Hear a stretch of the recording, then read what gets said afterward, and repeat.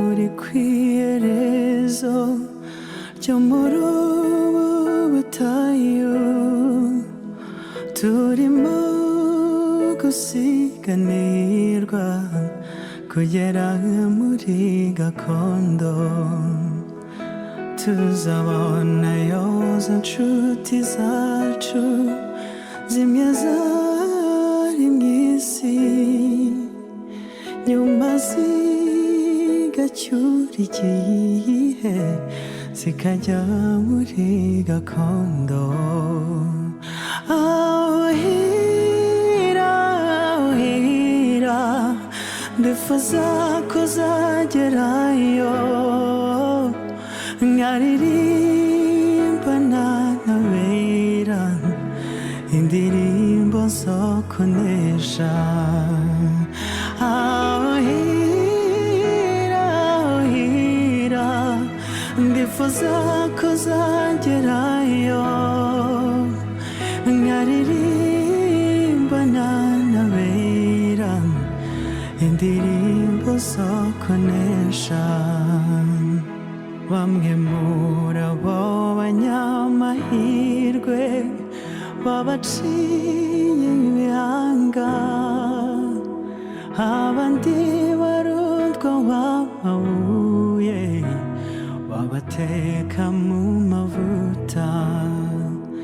Babonaga irembo riri hafi, ndetse gutabarwa kwabo kwari kubasatiriye cyane, umukiza bari hafi.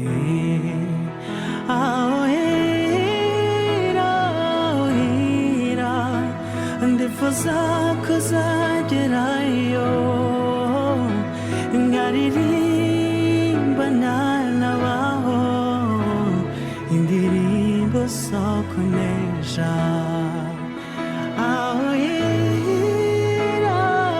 Ahira ndifuza kuzagerayo, nkaririmbana n'abera indirimbo zo kunesha. Bakundwa turabana b'Imana, ariko uko tuzasa ni kurerekanwa bene data. Icyakora kuri hafi, mwibuke ibyabaye kuba kera, natwe bitugezeho. Muri yatangiye umurimo, ni nayiza usoza. Ahira ndifuza kuzagerayo, nkaririmbana n'abera indirimbo zo kunesha. Ahira ndifuza kuzagerayo, nkaririmbana n'abera indirimbo zo kunesha.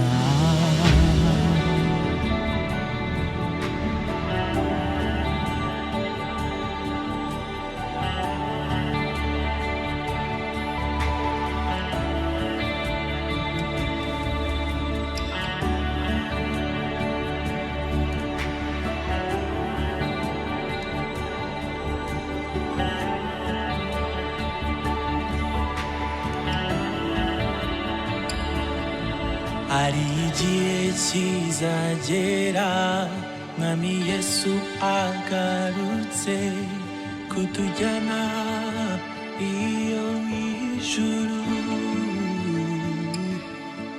Ati nimuze bana banjye, maze aduhanagure amarira twaririye muri iyi si mbi. hari igihe kizagera mwami Yesu agarutse kutujyana iyo mu ijuru. Ati nimuze bana banjye maze duhanagure amarira twaririye muri iyi si. Ishimiye kuzakubona Yesu, ugusaba ugarutse kujyana, ugusaba ugeze ku bicu,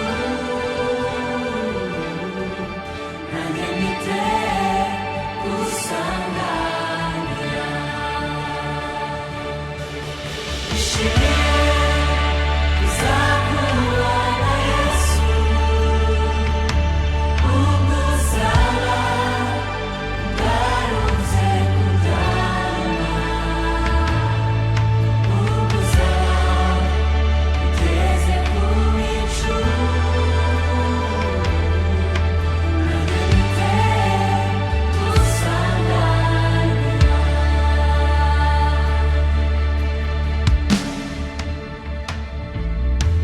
Tuzibagirwa imibabaro yose, tuzibera mu munezero, mbega ukuntu bizaba ari byiza.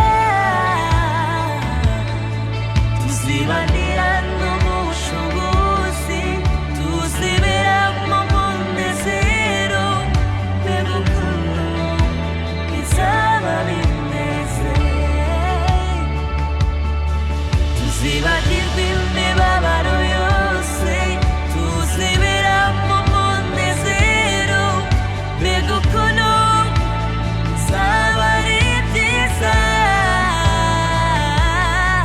Tuzibanira no mu bushobozi, tuzibera mu munezero, mbega ukuntu bizaba bimeze. Ishimiye kuzakubona Yesu, ugusaba ugarutse kujyana, ugusaba ugeze ku bicu, nanjye mpite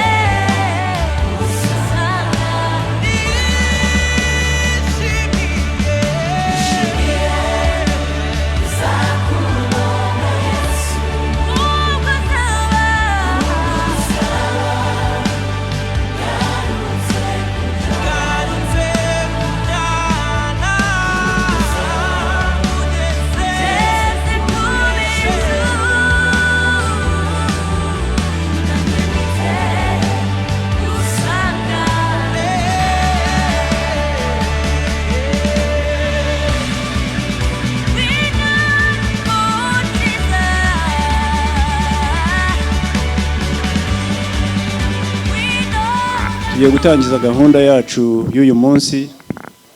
Duhuriye hano rero kuri uyu munsi mu gitaramo, aho dutarama twibuka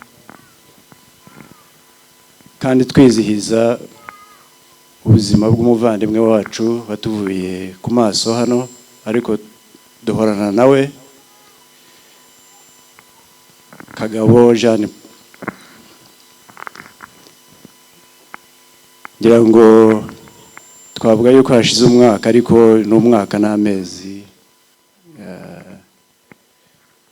wenda nk'atatu, twavuga 3. Uyu munsi rero akaba ari umunsi tumwibukaho amateka ye, tumuvuga uko twabanye nawe, twumva ubuhamya bw'abavandimwe, twumva ubuhamya bw'inshuti ze. Ariko mbere yuko nkomeza, nagira ngo wenda basabe yuko twafata akanya ku munota umwe kugira ngo twese tujye juru,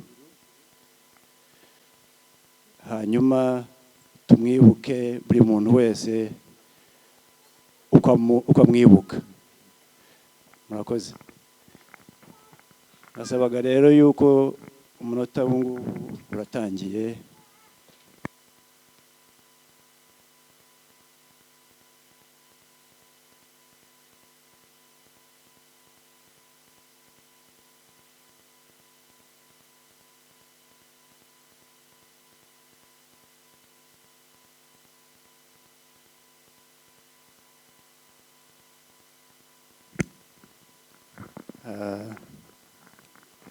Dusabe Imana ikomeze umuhe ikiruhuko gihoraho. Murakoze, mwiyicarire.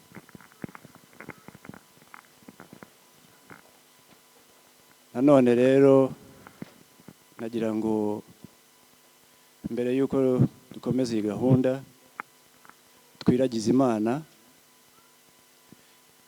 idukomeze imitima kandi ituyobore muri byose, gahunda zose zishobore kugenda nk'uko twaziteganyije. Nagira ngo nsabe rero umuvandimwe Pasiteri Polosi adufashe atureme imitima adusengera ku Mana. Père de gloire, nous voulons te dire merci. Te rendons grâce, te bénissons, Papa, pour ce beau moment que tu nous donnes encore une fois, d'être réunis dans ta présence. Merci pour cette grâce que tu me fais d'être devant ton peuple et recevoir ta bénédiction, Seigneur, en te remettant ce temps que nous allons passer devant ta face. Te disons merci, Papa. Sois honoré, sois béni, Père. À ce moment où nous sommes en train de prendre le temps pour se rappeler de notre frère, te demandons, Père de gloire, de visiter nos cœurs et de nous rappeler encore une fois les moments que nous allons passer ici sur cette terre, encore une fois. Nous te bénissons, Papa, toi qui nous as gardés sains et saufs jusqu'à l'heure pour manifester ta gloire, toi qui as consolé et qui continues de garder notre foi en toi, Jésus. Sois honoré et sois béni. À ce moment, nous te dédions tout en chacun de nous ici et le temps que nous allons passer devant ta face éternelle. Sois le maître de ce temps, maître. Viens et sois le premier invité dans ces lieux et que ton nom soit glorifié. Au nom de Jésus, nous te bénissons. Amen. Nasabaga yuko muri aka kanya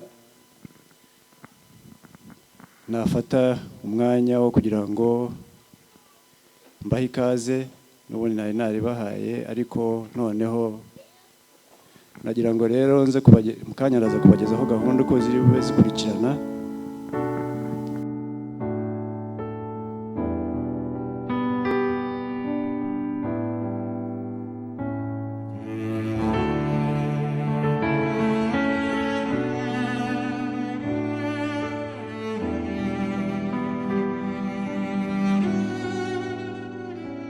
We wait,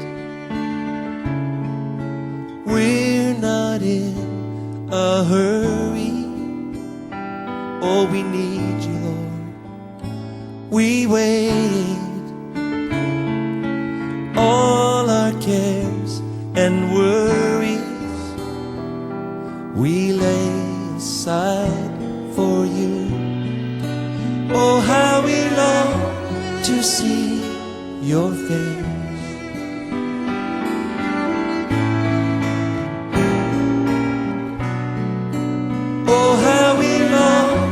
For your embrace, we wait. We're not afraid to tarry. We yearn for you, Lord. We wait for your mighty wind to carry us into your presence, Lord. And as we fill this house with praise, let your holy fire, Let your holy fire fill this place as we wait. We wait for you, Jesus. We wait. Yes, we do. We the choir. mu kanya tubonye umushyitsi ngira ngo hano imbere dufite ambasada wacu uhagarariye u Rwanda mu bihugu bya Scandinavia. Wenda hariho abatamuzi cyangwa se n'abamuzi babaye nk'abatunguwe, ariko ni umwe muri twe kandi nawe ibi ni ibyacu twese biratureba. Ambasade rero tuguhaye karibu. Dufite na first secretary wacu hano kuri ambasade, nubwo ngira ngo yivanze muri twe ariko ngo yivanze mu badamu. Bwana Alfred ngira ngo nawe wenda amagambo turi bugezweho n'abana n'umwe mu bantu babanye na Kagabo b'inshuti ze, bari inshuti. Ngira ngo turaza gutangira na Impreza, ngira ngo muramuzi, ni umukobwa wa Kagabo. Dukurikizeho Ukasha, ni umuhungu wa Kagabo, ngira namwe muramuzi cyangwa se muraza kumubona. Hanyuma turaza gusaba Gloria nawe yuko yaza akagira icyo atubwira ku bijyanye nuko babanye na Kagabo, cyangwa se kuva hashize umwaka cya cyuho yasize uko bimeze yaza kutubwira. At this moment I don't know if Impreza is here. If not yet, Ukasha, are you ready to come and say something about your dad? If you're ready, just step forward and yeah.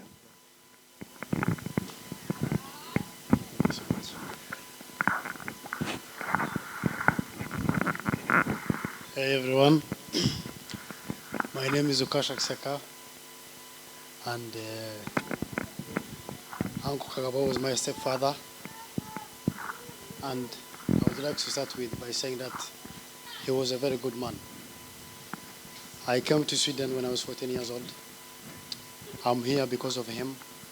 He did a lot for me, but like you know, we teenagers, always problem, not listening, fighting with him every day. Until this day, I still regret moments that I was fighting with him. These moments, every day I sit and think about them. Now when he's not here, is when I need him the most. And I'm very sad that at the moment when I feel like I want him, he's not available. And the times where he was there, I was not listening to him. I was not paying attention to him. So I want to really thank him for that. I really want to thank him also for my mother. She has gone through enough for her kids to be in Sweden. And it is because of him also. Without him, I don't think our family would be here. I would like to thank him for that.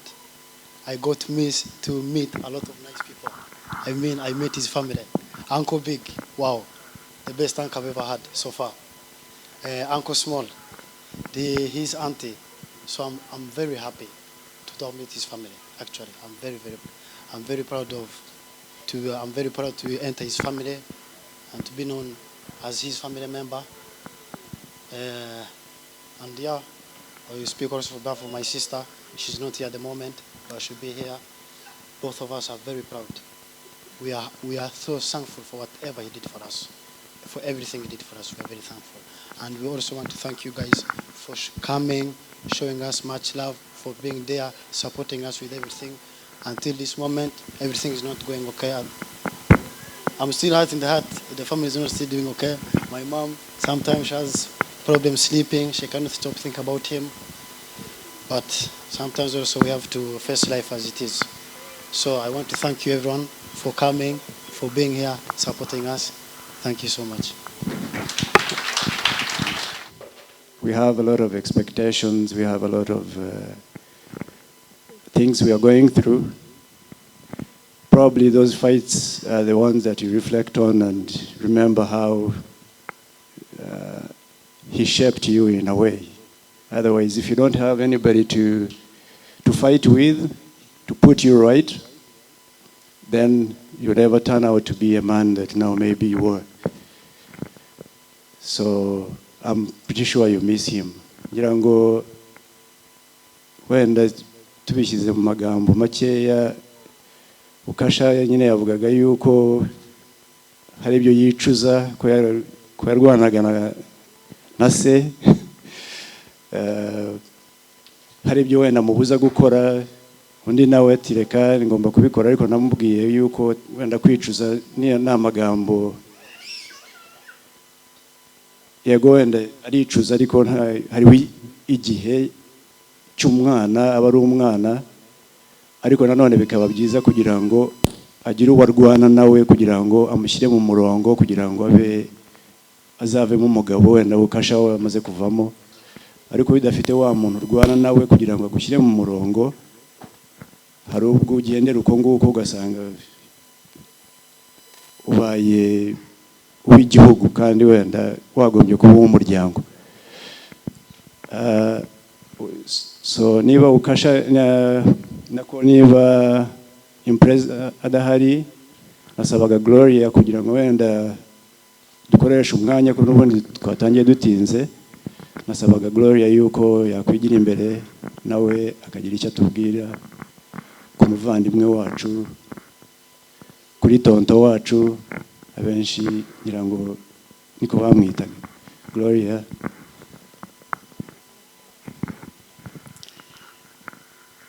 Rakoze cyane MC. Nkuko babwiye nitwa Gloria Gahongayire Sebalu.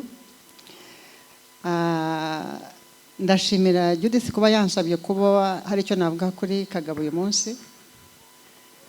Ntibivuze ko ariko ari gihe wari inshuti ya Kagabo cyane kurusha abenshi abo ndeba ahangaha.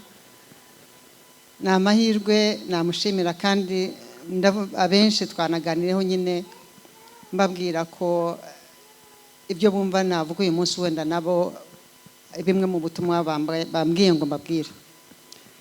Kagabo yari umuvandimwe mwiza cyane, abanyarwanda twese twisangagamo ndetse n'abanyamahanga. Kagabo yari umuntu wakira buri muntu wese mu giti cyo nkuko ameze, ntagire ivangura. Yari umuntu w'umurwanashyaka, afite ubupfura abenshi twamurebaga nk'icyo kureberaho, mbega tukamwigiraho ibintu byinshi cyane. Ndibuka tukigera inahangaha yari umwe mu bantu nabonaga watubwiraga ati nyamuneka nimuze twicare hamwe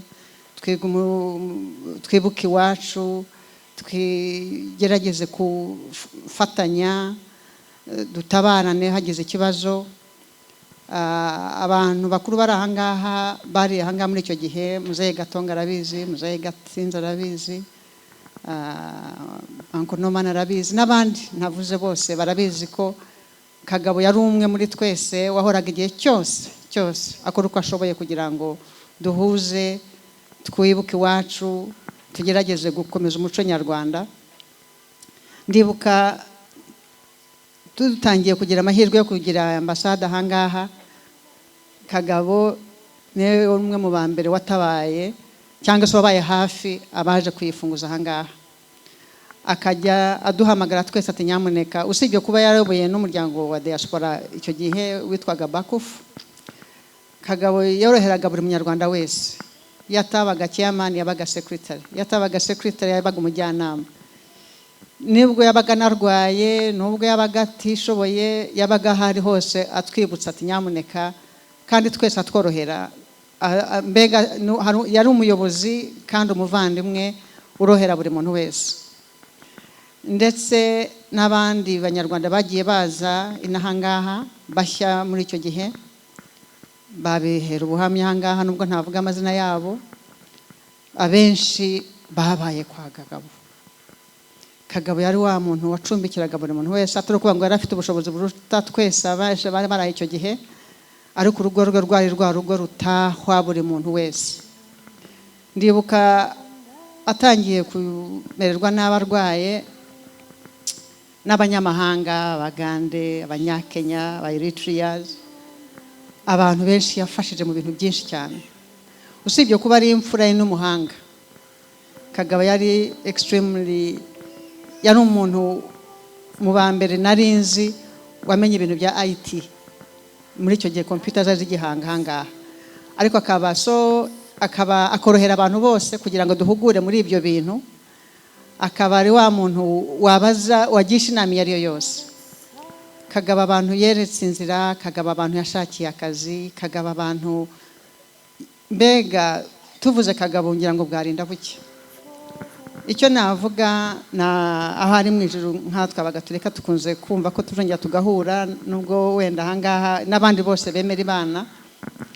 Namwezeza yuko imbuto yatubitsemo, imico yatwigishije, ubupfure yatweretse, ibyo twamurebeyeho byose, ibyo twamwigiyeho, mbega na n'ubu abamwe turagerageza, nubwo tutagera ku rwego nk'urwo yari ameze, ariko turagerageza kugira ngo dukore nk'ibyo yakoraga.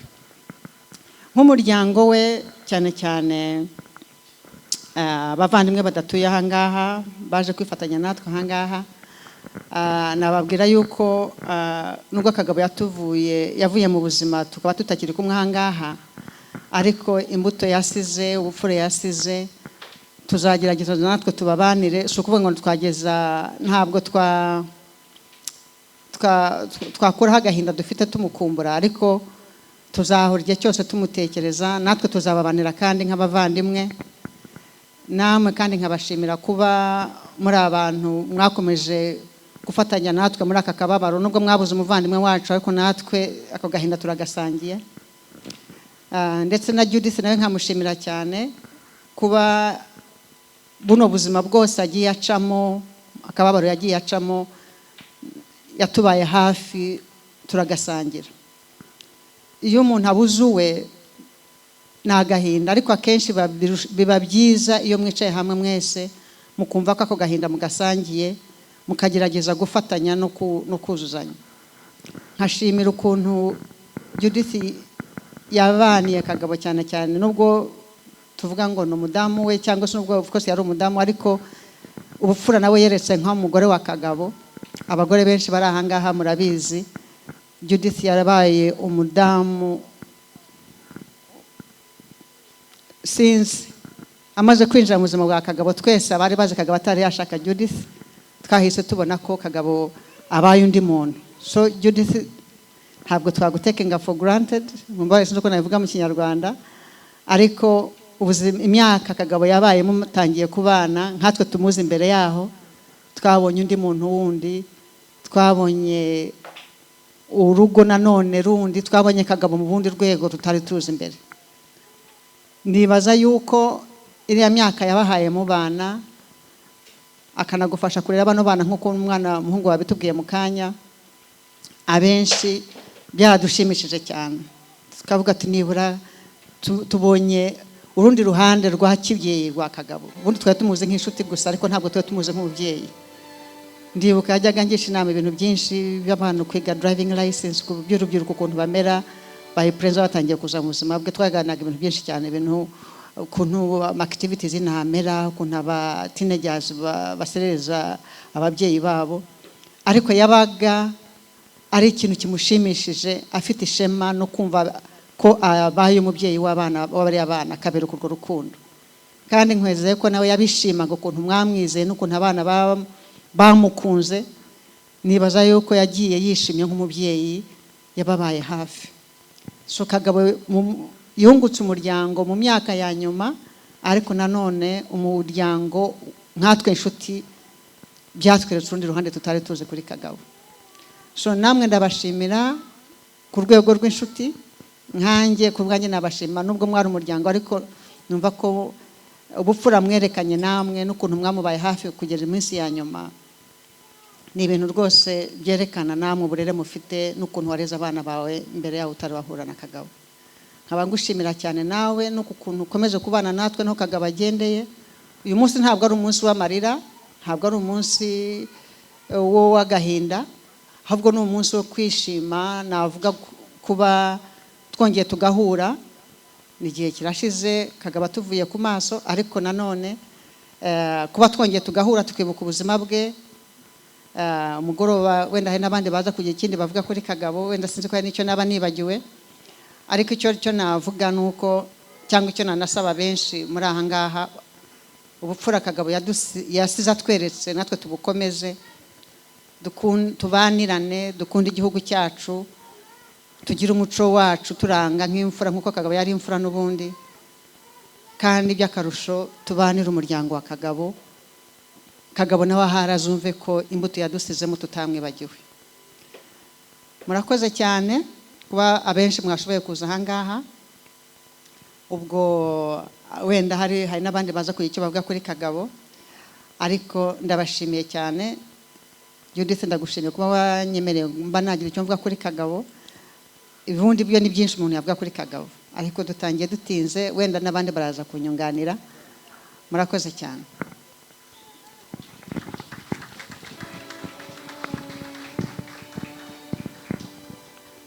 Arakoze cyane Gloria, kugira ngo nta wari uzi Kagabo kumurusha.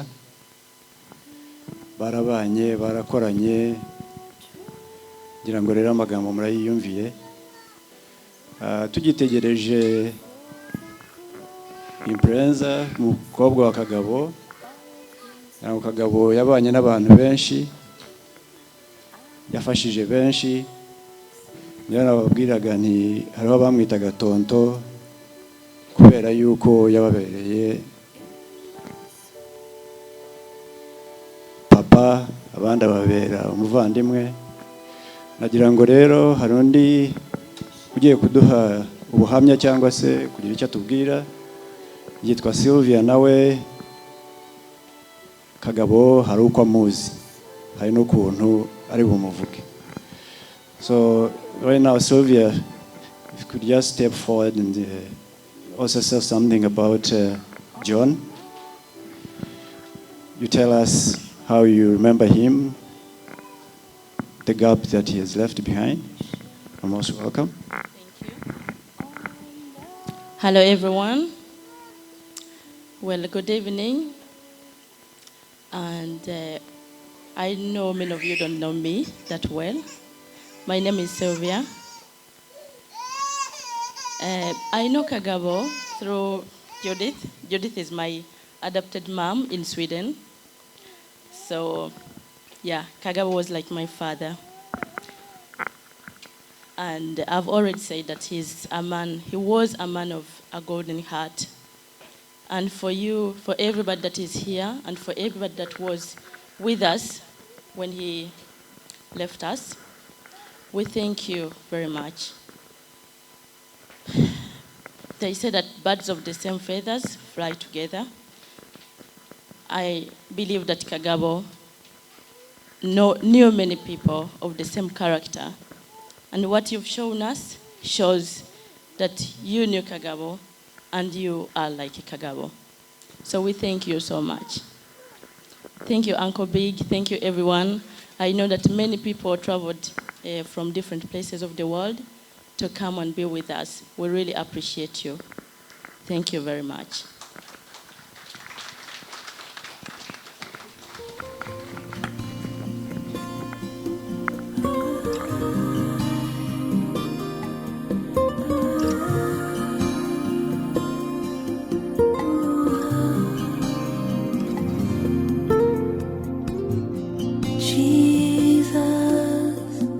Bright as the morning star, Jesus,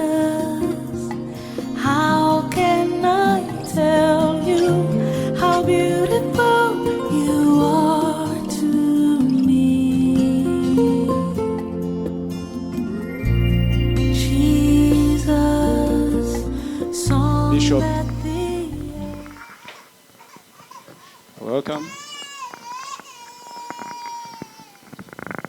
Mwiriwe. Je n'ai pas entendu votre réponse. Good evening, everybody. Thank you. Murakoze. Nous avons un seul micro, mais ça va aller. Dufite mikrofone imwe ariko biragenda neza. Maman Coco peut garder le micro parce que ma voix porte. Tu peux garder le micro. Okay, ngenda komeza koresha mikrofone kuko we afite ijwi riri hejuru. Ce soir, nous voulons d'abord dire merci à Dieu. Uyu mugoroba turashaka gushima Imana. Parce que c'est lui qui nous a rendus capables d'être en ces lieux. Niyo wadushoboje kuba aha hantu uyu munsi. Et qui nous a donné ce cœur, qui est comme le cœur de Marie de Magdala.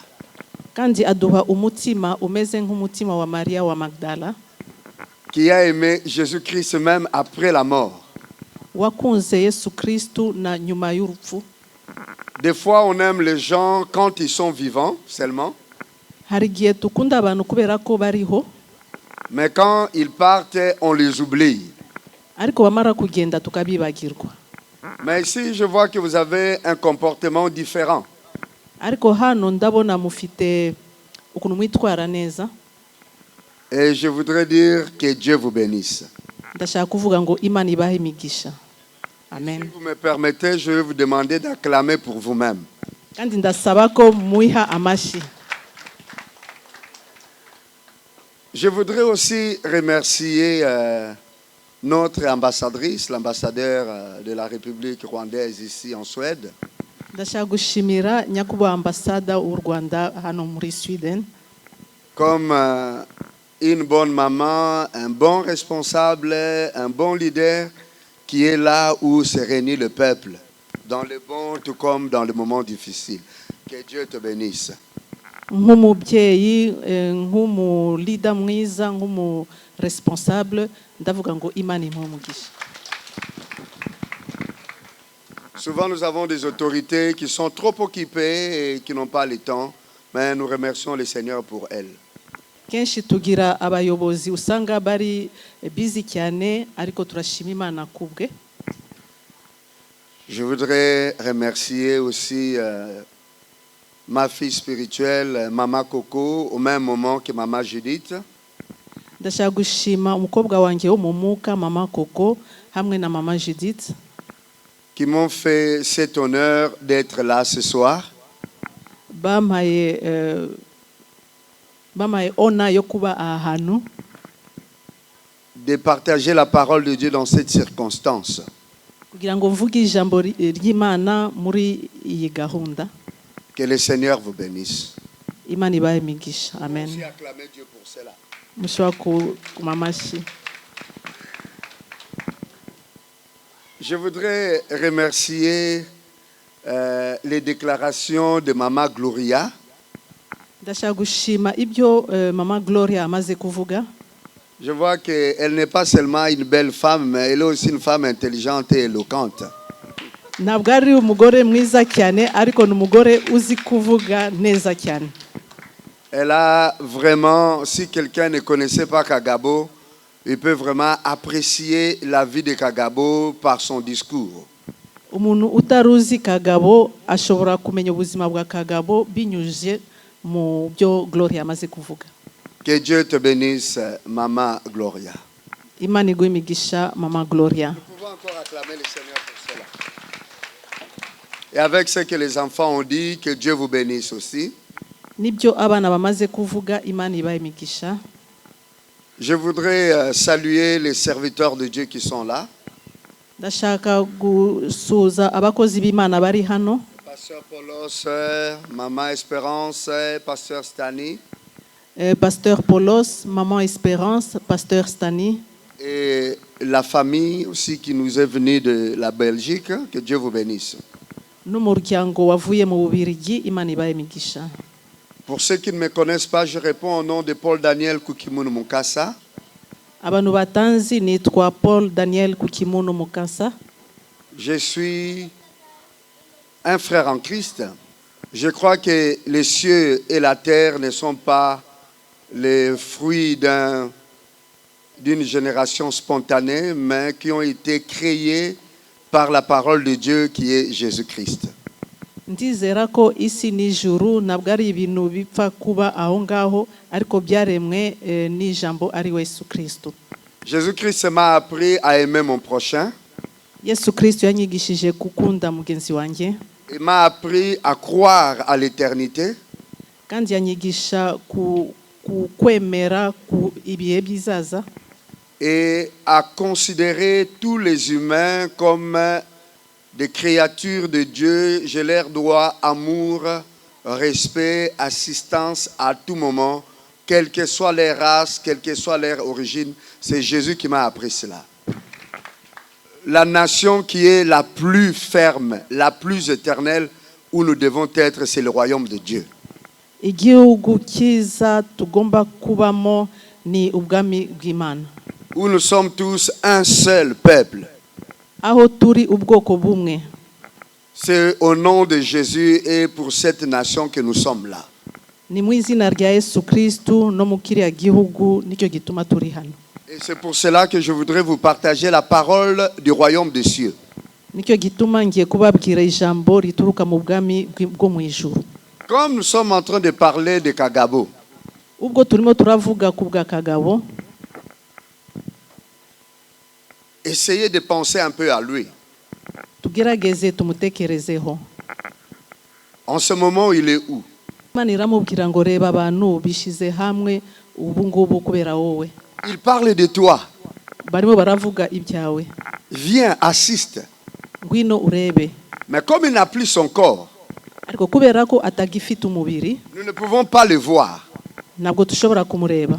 Mais certainement, Ariko nukuri il est en train de nous suivre parce que ici en Suède, quelque chose se passe en son nom. ariko nukuri arimo arakurikira nubwo atari mu mubiri kubera ko hari ikintu turimo turakora kandi tugikora mu izina rye. Soyons-en sûrs que c'est comme ça que ça se passe. Tumenye ko ari uko nguko bimeze.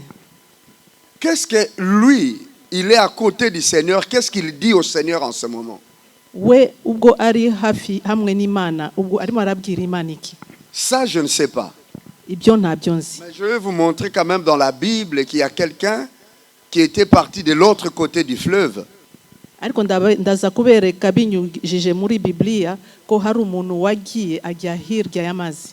Ce qu'il avait dit au Seigneur Icyo uriya yabwiye Mwami Yesu et ce que le Seigneur lui a dit. nicyo Imana yamubwiye. Il a fait une prière. Uriya yakoze isengesho, Il était de l'autre côté du fleuve. yari hirya y'uruzi. Quand je dis de l'autre côté du fleuve, c'est-à-dire qu'il avait traversé, il avait quitté son corps, comme le frère Kagabo l'a fait. Nimvuga hirya y'uruzi ni ukuvuga yavuye mu mubiri ajya mu yindi mpande. Il était dans le monde des morts Yari mu isi y'abapfuye, et il a fait une prière. none akora isengesho. Mais sa prière qu'il avait fait, il avait fait auprès d'un autre homme qui était très considéré au ciel. Iryo sengesho yarikoze mbere y'umuntu wari ufite wari ukomeye mu ijuru. Je vous en prie, nous allons lire la parole de Dieu Tugiye gusoma ijambo ry'Imana pour honorer Dieu. kugira ngo tubahe Imana. Quand nous lisons sa parole, est-ce que nous pouvons nous tenir debout, s'il vous plaît? Igihe tusoma ijambo ry'Imana dushobora kuhaguruka. S'il vous plaît. Ndabinginze C'est simplement pour honorer le Dieu créateur. kugira ngo tubahe Imana yaturemye. Excusez-moi si ça vous dérange, c'est simplement pour le Dieu créateur. Un homme riche qui était vêtu de pourpre et de fin lin et qui chaque jour menait joyeuse et brillante vie. Un pauvre nommé Lazare était couché à sa porte, couvert d'ulcères et désireux de se rassasier des miettes qui tombaient de la table du riche, et même les chiens venaient encore lécher ses ulcères. Le pauvre mourut et il fut porté par les anges dans le sein d'Abraham. Le riche mourut aussi et il fut enseveli dans le séjour des morts. Il leva les yeux et tandis qu'il était en proie au tourment, il vit de loin Abraham et Lazare dans son sein. Il s'écria: Père Abraham, aie pitié de moi et envoie Lazare pour qu'il trempe les bouts de son doigt dans l'eau et me rafraîchisse la langue, car je souffre cruellement dans cette flamme. Abraham répondit, mon enfant, souviens-toi que tu as reçu tes biens pendant ta vie et que Lazare a eu les maux pendant la sienne. Maintenant, il est ici consolé et toi, tu souffres. D'ailleurs, il y a entre nous et vous un grand abîme, afin que ceux qui voudraient passer d'ici vers vous et de là vers nous ne puissent le faire. Les riches disent, je t'ai pris donc, Père Abraham, d'envoyer Lazare dans la maison de mon père, car j'ai 5 frères. C'est pour qu'il leur atteste ces choses, afin qu'ils ne viennent pas aussi dans ces lieux de tourment. Abraham répondit, ils ont Moïse et les prophètes qui les écoutent. Et il dit, non, Père Abraham, mais si quelqu'un des morts va vers eux, ils se repentiront. Et Abraham lui dit, s'ils n'écoutent pas Moïse et les prophètes, ils ne se laisseraient point persuader, quand même quelqu'un de mort ressusciterait. Merci beaucoup, pouvez vous asseoir. murakoze mushobora kwicara. Maman Coco va interpréter un peu, je vais résumer ce que nous venons de lire. Mama Koko arasemura ngiye kuvuga mu makeya ibyo maze kuvuga. Suivons cette histoire. Tukurikire uyu mugani. On nous parle d'un homme riche Baratubwira umuntu warukize qui menait une joyeuse vie et qui fêtait tout le temps. kandi yahoraga mu minsi mikuru. C'est la vie presque tout le monde vit ici. Ubwo buzima abantu bose babaho ubu ngubu. En Belgique, le week-end, les gens sortent. Mu Bubirigi muri weekend abantu barasohoka. Le vendredi soir, les gens sortent. Kwa gatanu bagasohoka. Ils vont boire. Bakajya kunywa. C'est beaucoup de personnes. N'abantu benshi babikora. Et d'autres passent la nuit en train de fêter. Abandi ijoro ryose bakora imisi mikuru. Chaque vendredi, c'est la vie de plusieurs personnes. Buri wa gatanu abantu benshi babaho kuriya. Et cet homme avait la même vie. Uyu muntu yarameze kuriya. Il invitait les gens. Yatumiraga abantu. Il mangeait. Bakarya. Et il buvait. Bakanywa. À part manger et buvait, uretse kurya no kunywa. c'est quelqu'un qui aimait les kitendi. N'umuntu wakunda kwambara neza. Kitendi, sap. Kitendi nukuvuga sap. Le Louis Vuitton. Louis Vuitton. La mode. Ibintu bigezweho. Il était vraiment à la page. Yari ku murongo. Il aimait vraiment cela. Yarabikundaga cyane. La bonne nourriture. Ibiryo biryoshye. Toute bonne nourriture qu'il y avait, c'était son partage. Nibyo yaryaga. Abashiti, amis qui venaient partager avec lui. So yasangiraga n'inshuti n'abavandimwe. Ubusabane. Yagiraga ubusabane. C'était vraiment ça lui. Uko niko yarameze. Avec les amis. Hamwe n'inshuti. Manger. Kurya. Ingoko, ihene, amata. Yarari muri ibyo ngibyo kurya inkoko, amata, ihene. C'est ce que la Bible nous dit. Nuko Bible tubwira. Joyeuse vie. Ubuzima buryoshye. Et puis il y avait à côté un umukene qui était là. Hari umukene. Un pauvre Lazare. Umukene yitwaga Lazare. Le malheureux, il n'était pas seulement pauvre. Nabwo yari umukene gusa. Mais il avait des blessures. Ariko yarafite ibikomere. Il était malade. Yararwaye. Peut-être c'est la faim qui l'avait rendu malade. Bishoboka ko ari inzara byatumye amera kuriya. Comme il savait que fitumuturane ano umuturane afite cash et rekagende, peut-être je peux trouver quelque chose à manger. Uko yarazi ko afite umuturanyi ukize, reka ngiye kumureba ashobora kumfasha. Et tu sais, il lui donnait même pas une chaise pour s'asseoir. Ariko uwo ngo na nubwo yamuhaga intebe ngo yicare. Et les pauvres traînaient là sous la table. Kandi uwo mukene yabaga hariya munsi ya meza. Espérant peut-être quelques morceaux de pain ou de viande qui peuvent tomber. Ategereje ko byibuze haba ibiryo bigwa hasi. Qu'il ramasse et qu'il mange. Kugira ngo abifate abirye. Mais il y avait une grande compétition sur la table. Ariko ku meza abantu barwaniraga ibintu. Parce qu'il y avait aussi les chiens. Kuko hahozeho n'imbwa. Quand un morceau tombait, il voulait mettre la main, les chiens avaient déjà pris. Iyo ari ibiryo byagwaga hasi imbwa yafataga akabura icyo afata. Cet homme a manqué à manger. uriya muntu abura ibyo kurya Mais il avait quelque chose. ariko yari afite ikintu kimwe, Il avait la foi en Dieu. yari afite ukwizera ku Mana, Il avait l'espérance en Dieu. yarizeraga Imana. Il est mort. Arapfa, Et on ne dit pas s'il a été enterré, s'il a été abandonné. Mais il est mort. ariko ntabwo batubwira niba baramushinguye cyangwa byabaye gute, ariko yarapfuye. Il a perdu son souffle. Atakaza umwuka. Et juste là, Aho ngaho les anges sont venus le prendre. abamarayika baza kumufata. Il était pauvre, hein, Yari umukene, mais les anges sont venus le prendre. abamarayika baje baramufata. Beau cortège. Cortege nziza. La Bible nous dit qu'on l'a amené dans le sein d'Abraham. Bibiliya iravuga ngo bamutwaye mu gituza cya Aburahamu. Et là, dans le sein d'Abraham, Hariya mu gituza cya Aburahamu, ce qu'il a manqué sur terre, icyo yabuze mu isi il a trouvé ça au ciel. yarakibonye mu ijuru. Après quelque temps, Nyuma y'igihe, c'est que nous ne devons pas ignorer famille, icyo tutagomba kwibagirwa famiye. malgré les bonnes nourritures, Nubwo wagira ibiryo byiza malgré la sape, cyangwa kwambara neza malgré les chutis, le bavandimwe, cyangwa inshuti n'abavandimwe, malgré les bisengo et tout cela, cyangwa umunezero, biriya byose, un jour, umunsi umwe, riche tout comme pauvre, mukire cyangwa umukene, malade ou en bonne santé, umurwayi cyangwa umeze neza, nous perdrons ce souffle. turatakaza uyu mwuka. Le jour de cet homme est arrivé.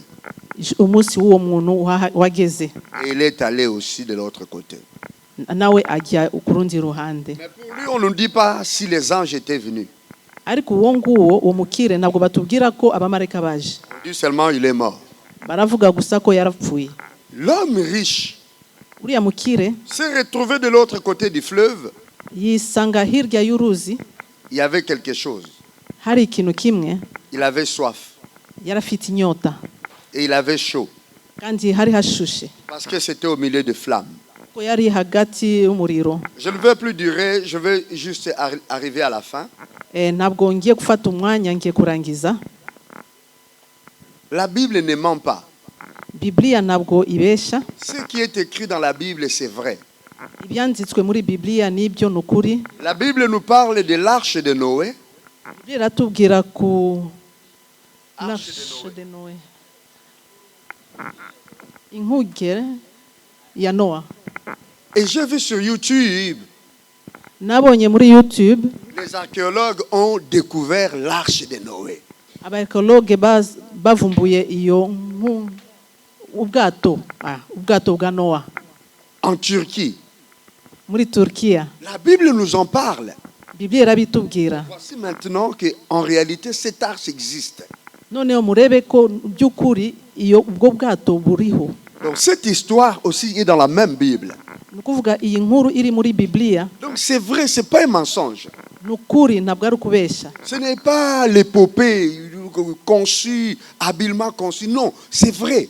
Ntabwo ari ibintu abantu bagiye barahimba gusa. De l'autre côté de la vie, Hirya y'ubuzima il y a le feu, hari umuriro, tout comme il y a la joie. nk'uko hari umunezero. Cela dépend de ce que tu prends comme décision sur cette terre. Byose biterwa na decision ufashe hano mu isi. Je vous ai dit que le frère Kagabo est auprès du Seigneur.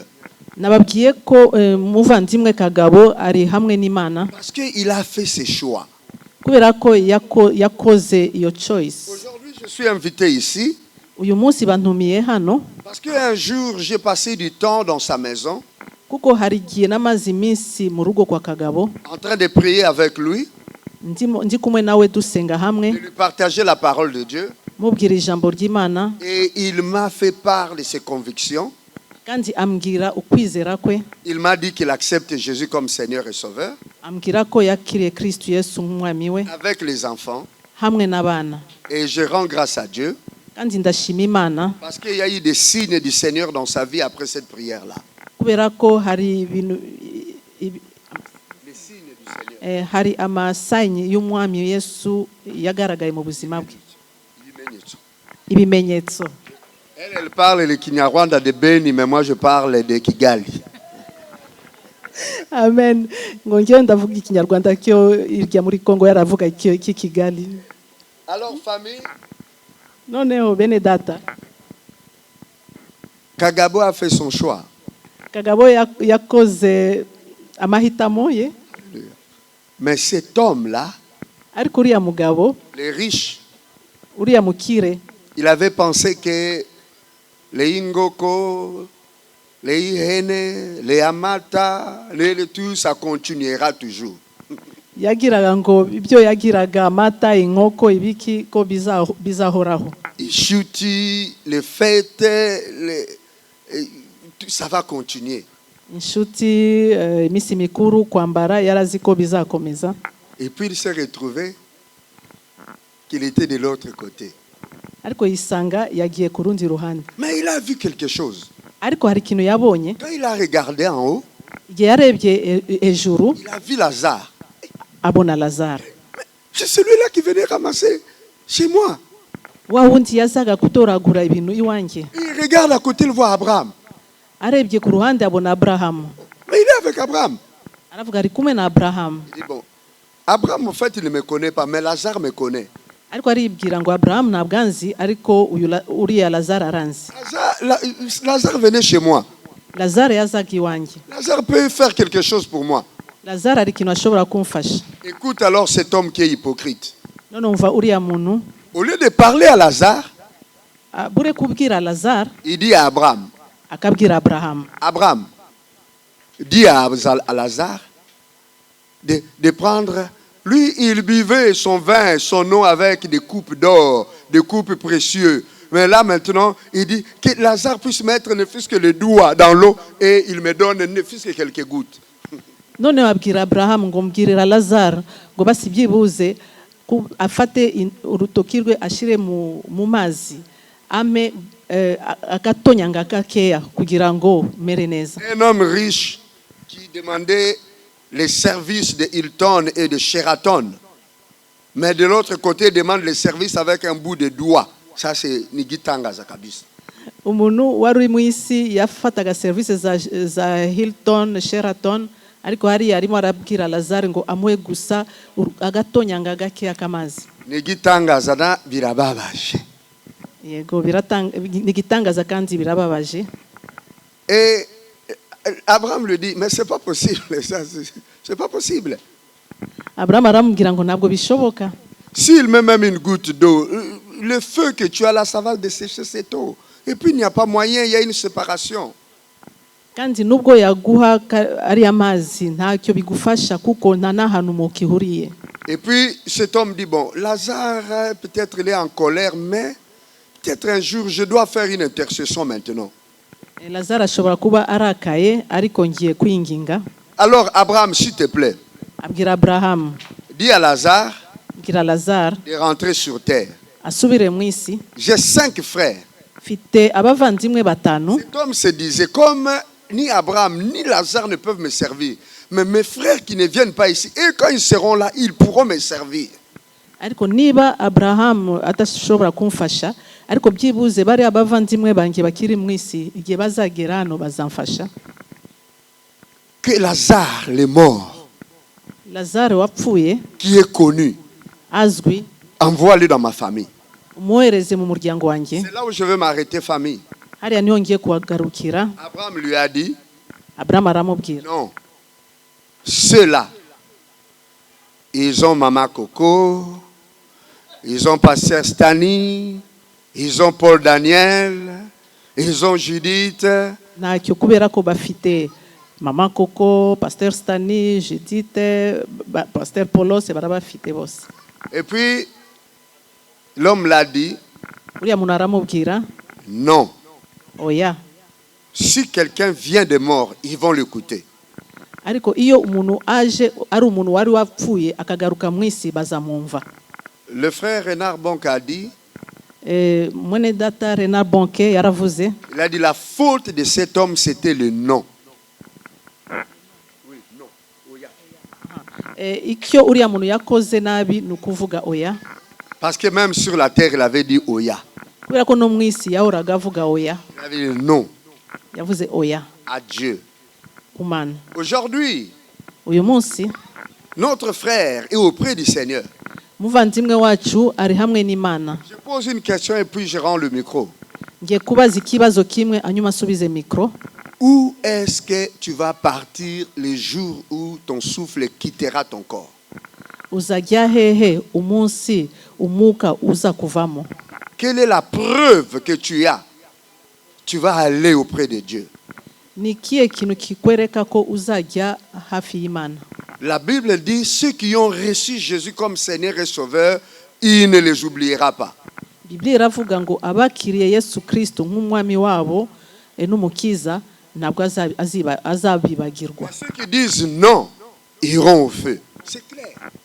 Ariko bariya bavuga oya bazajya mu muriro. Moi aujourd'hui je vais prier avec toi. Uyu munsi ngiye gusenga hamwe nawe. Et je vais te supplier de ne pas dire oya au Seigneur. Kandi ndakwinginga ngo ntuvuge oya ku Mana. Mais saisis cette occasion. Ariko ufate uyu mwanya. C'est pour cela que le Seigneur nous a mis ici. Nicyo gituma Imana yadushize hano. Pour que nous puissions écouter cette parole. Kugira ngo tumve iri jambo. Pour qu'un jour nous ne soyons pas dans le feu. Kugira ngo umunsi umwe tutaba mu muriro. Que le Seigneur Dieu vous bénisse, famille. Imana ibahe migisha. La Bible dit encore un mot. Biblia irakomeza ikavuga. Si aujourd'hui, niba uyu munsi tu entends sa voix, wumvise ijwi rye, ne ferme pas ton cœur. ntufunge umutima wawe. Mais accepte. Ariko wemere. Comment tu peux accepter Jésus? Ushaka kwemera Yesu gute? D'abord, de dire oui. Ni kuvuga yego. Et de l'inviter. Kandi ukamutumira. Qu'il prend le contrôle de ta vie. Kugira ngo ategeke ubuzima bwawe. Que Dieu te bénisse. Imana ibahe migisha. Je pense que la suite, Maman Coco se chargera bien de vous ici. Ngira ngo ibisigaye Mama Coco azabibafashamo. Si vous me permettez, niba mubinyemereye, je peux prier encore avec vous. Nshobora kusenga 30 secondes seulement. Amasegonda 30. Vous me le permettez? Murabyemeye? Moi bien meilleur. Yego. Ah, papa s'est levé debout. Lèvons-nous aussi alors. Tuhaguruke. Je voudrais que nous ne soyons pas tristes. Ndasaba ko tutababara. Mais nous soyons heureux. Ariko tunezerwe. Parce que le frère Kagabo Jean Kubera ko umuvandimwe Kagabo Jean est avec Abraham. ari kumwe na Abrahamu. Acclamons le Seigneur pour ça. Oh, amen, amen. Donc je n'ai pas de doute pour cela. Parce que la parole de Dieu est vraie. Sinshi yakoze ikimenyetso cy'ukwemera. Ngewe ndabihamya. Je suis témoin Ndabihamya. de son engagement.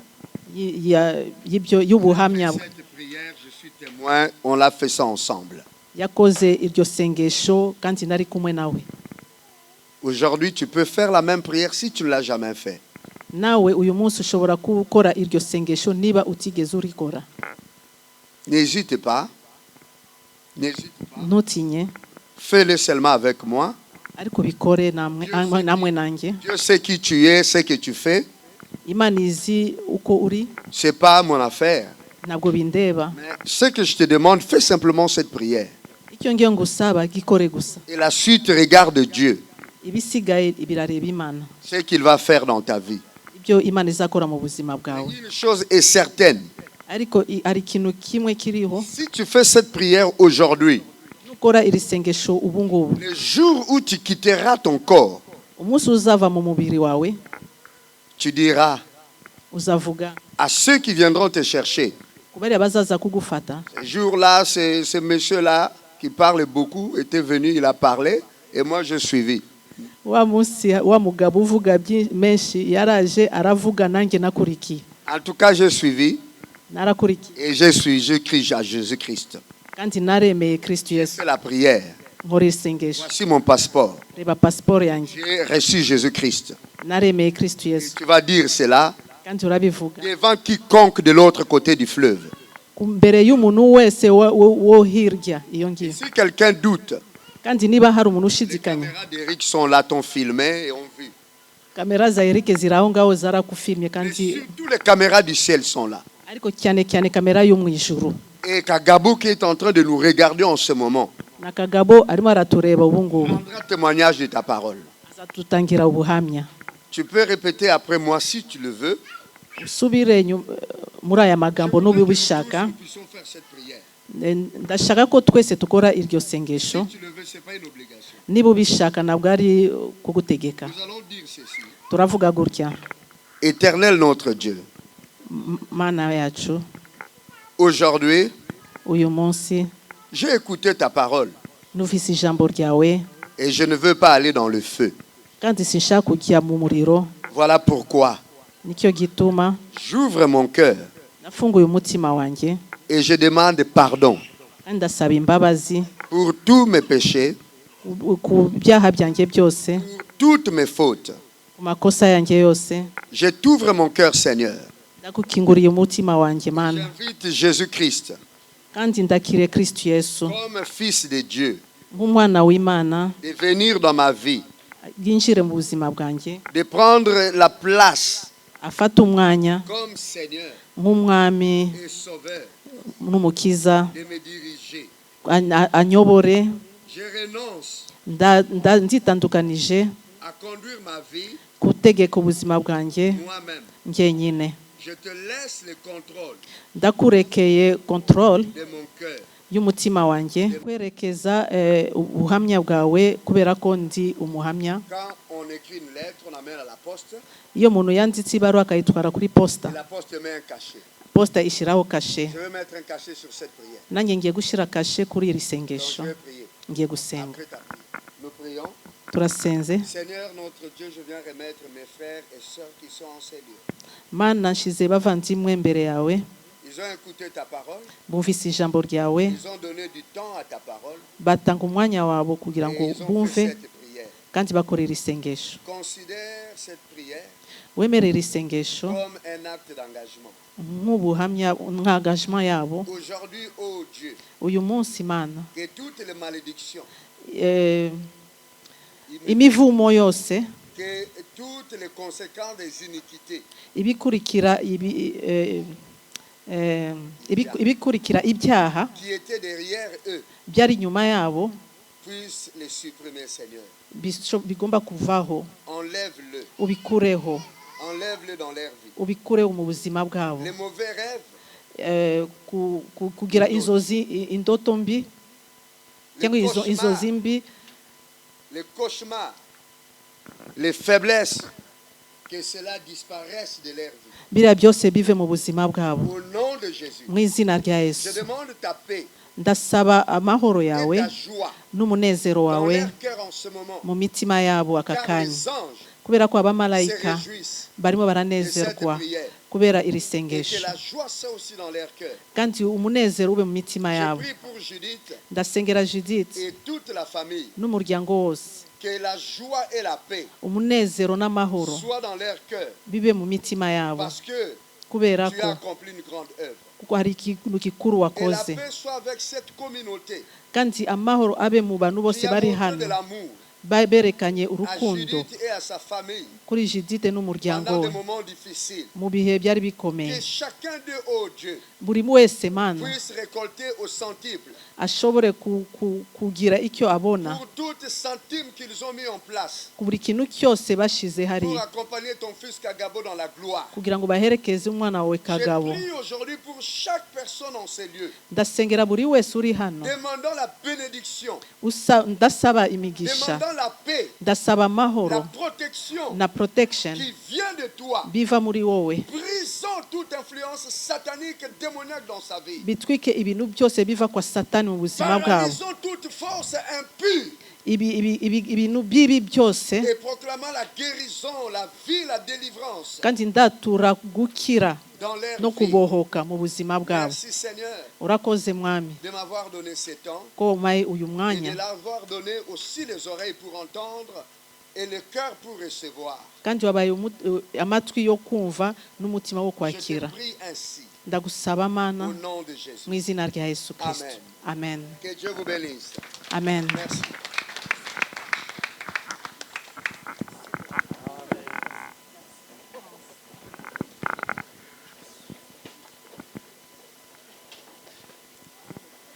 ngira ngo wa mugani cyane cyane icyo bitwigisha ni ukuvuga ngo abantu bose tuzajya tubafata kimwe, baba ari abakire baba ari abakene, nubwo twabemerera kurya twa tundi twaguye hasi ariko tubemerere wenda imbwa zigiye kurira ahandi, ariko umuntu aba ari umuntu. Kandi ngira ngo umuvandimwe wacu Kagabo rwose ibyo ni ibintu yitwararikaga, yashyiraga abandi imbere ngira ngo akaza inyuma yabo. Dukomeje rero igitaramo cyacu nk'uko natangiye mbibabwira, hari ifunguro hariya abavandimwe baduteguriye n'uyu muryango wa Kagabo. Ngira ngo isaha irageze yo kujya gukora ku munwa. Naza gusaba yuko Judith aza kutujya imbere akatwereka aho tujya gufata ifunguro.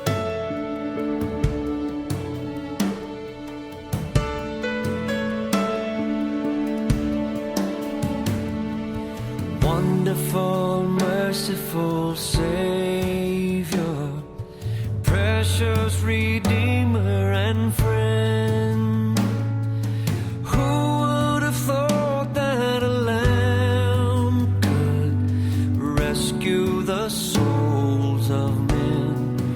Oh, you rescue the souls of men. Counselor, Comforter, Keeper, Spirit we long to embrace.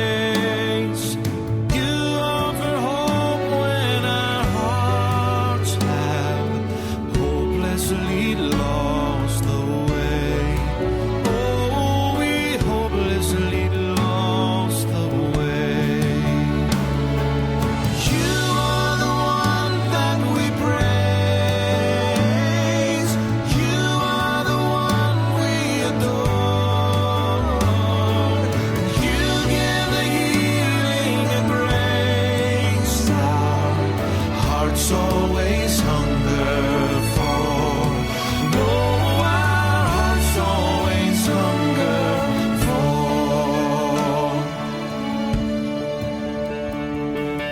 Almighty infinite Father, faithfully loving your own, here in our weakness you find us, falling before your throne. Oh, we're falling before your throne. You are the one that Ngira ngo turasubira kuri gahunda yacu. Hari hagezweho umuvandimwe wacu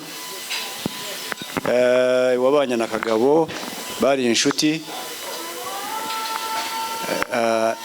Nomani Katarayiha. Ngira ngo umwanya n'uwawe, niba wakwigira imbere ukaza nawe ukagira icyo tubwire.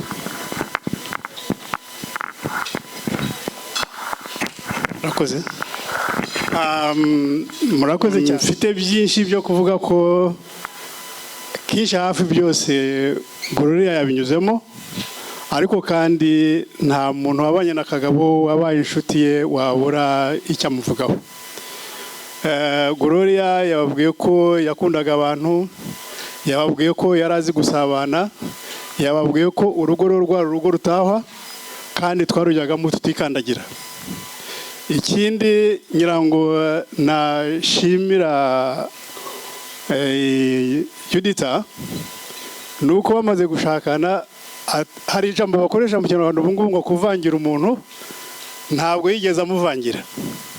Ntabwo yigeze amuvangira, yaratwakiriye nk'uko Kagabo ajyaga atwakira, twagiye mu rugo tutikandagira. Hanyuma noneho n'abandi bazagayo twamenyanye na benshi kubera Kagabo.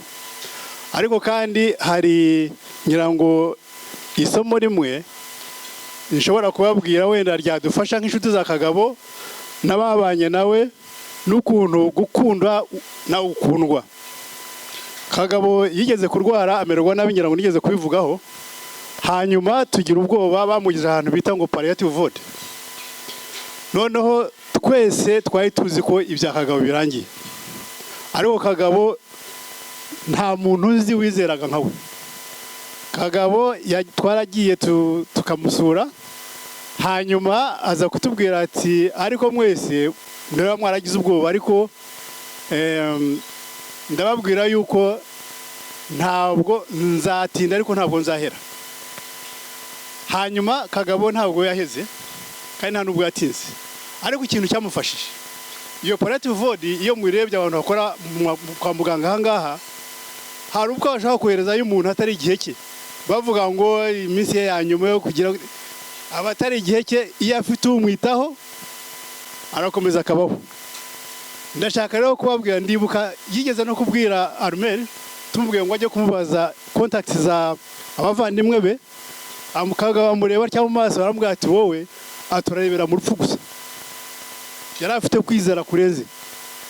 Ariko nyuma yaho hari abantu nkuko twamabaraga tukajya dute kubera kugira inshuti n'abavandimwe, umuntu bita Priske na Margaret Nyagahura baramwegereye bamubaza ikintu yifuza gufungura. Binyibutsa mu Kinyarwanda iyo tuvuga ngo iyo umuntu amerewe nabi ushaka ukuntu umwondora, abo bantu baramwondoye, bamubaza ikintu yifuza, barakimukorera, barakimuha mu minsi mikeya cyane. Kagabo yagize imbaraga araho aragenda ava haha bari bamuhereje. Bagiye kumudutwara igihe cye kitaragera. Kagabo yabaho imyaka myinshi nyuma yaho. Iyo ndeba nka abana bari hano bafite abandi bana, icyo gihe bari abana batoya, ariko bafite abana. Kagabo yabaho icyo gihe cyose. Hanyuma Kagabo avuyeyo araza akomeza kuba umukuru w'umuryango wacu. Kagabo turafatanya. Kagabo yageraga umuhati akagira umwete. Kagabo ntabwo yigeraga bakundaga buri muntu wese. Hanyuma Kagabo aho yantu yaratuye harasore tuna, yari afite lokali nini iruta iyi ngiyi. Iyo lokali bayiduharaga ubusa. Kagabo aragendaga akayifata tugakora iminsi mikuru, akadufasha no kugira no gutegura n'ibintu byose, no kutunda ibintu no kugira. So Kagabo yari umugabo ukunda abantu, yari umugabo ufasha, yari umugabo ushaka kugisha inama. Ahubwo ubu ngubu twebwe abamenyi bari kurezi kuri we dutangiye kumuvura. Hari abantu yafashaga nkaza izo bita ngo za mudasobwa, bamutelefona ukamubwira uti Kagabo mudasobwa yanjye ifite ati yigira cyane yabakifunaniye yinzanira hano. Ntabwo yatinya kubivuga cyangwa niko yafashaga abantu. Kagabo iyo ashaka, ndibuka ngewe nagize imodoka hafi nkeshi ebyiri nari mfite. Iya mbere najyanye na Kagabo arayishima aranayitwara. Iya kabiri yayiguze ntari, yajyanye n'umudamu wanjye barayigura barampamagara ngo uri karibu uri ahari. Iyo mfite ubu twarayirambagije.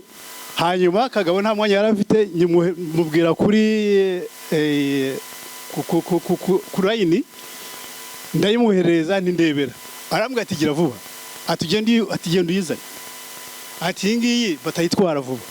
Niyo mfite ubu ngubu. Ubu rero ngiye gutangira kumuvura. Kubera iki? Ngiye kuzashaka indi, hanyuma mvuze nigira n'umuntu ukamumenyera ukamwishyiramo ukamwizera. Kagabo twaramwizeraga, twamwishyiragamo tukamwizera. So Kagabo rero ntabwo sinzi abanyarwanda bavuga ngo ni indashyikirwa, ariko kandi niko Imana yabishatse.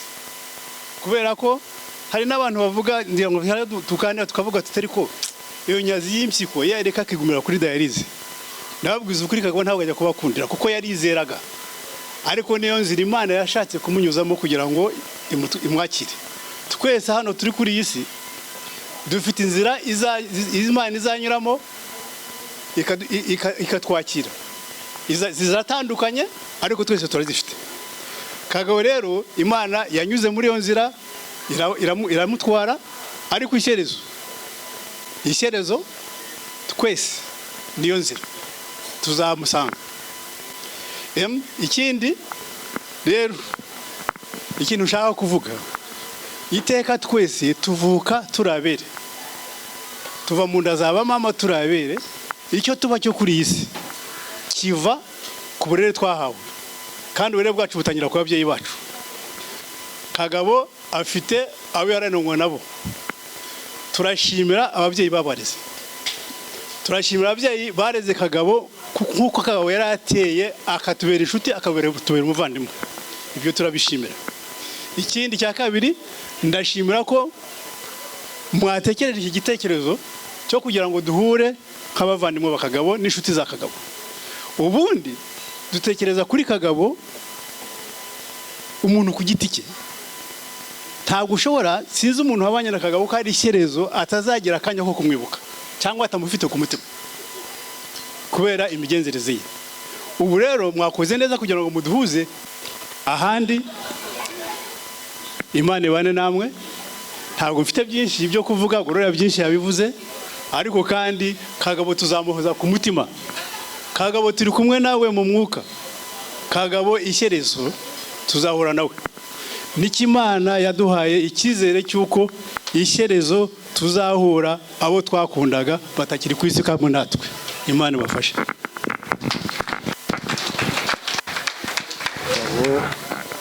Hari undi muryango yari yarungutse, kandi ngira ngo ubu ni ubuhamya, ngira ngo iyo urebye abantu bateraniye hano rwose, uyu wari umuryango wa Kagabo, kandi n'ubu turacyari umuryango wa Kagabo.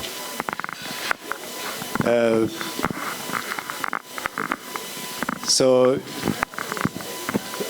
in short, what Norman just said was Kagabo was a man of innovations, and his love for technology was undisputed. And his love for cars, but most importantly, his love for people, helping people, loving people. He was a loving person. And he says he still lives amongst us. He departed from our eyes, but his spirit still lives with us. So we should continue to celebrate his life instead of nagira ngo rero dukurikizeho ijambo rya Judith. Ngira ngo niba tuvuga ku bantu bari bazi Kagabo, nta wamurusha umufasha we. Judith yaza nawe akatubwira ubuzima yabanyemo na Kagabo,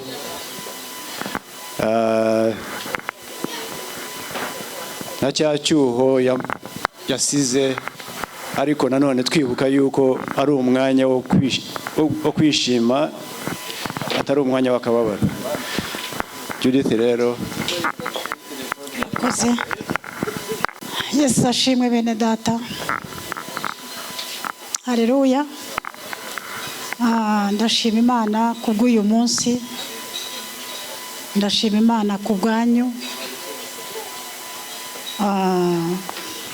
ndashima Imana kubwa Embassy y'u Rwanda muri iki gihugu ko yabanye natwe ikadufasha muri bya bihe byari bikomeye kugira ngo umuntu wacu tumushyikane mu buturo bwiwe.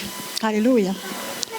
Ndashima Imana ku bakozi b'Imana bashoboye kubana natwe muri bya bihe by'umuvandimwe wacu Kagabo. Yari umupapa, yari umuanko, yari inshuti, yari umuvandimwe. Abakozi b'Imana bashoboye kuza babana natwe.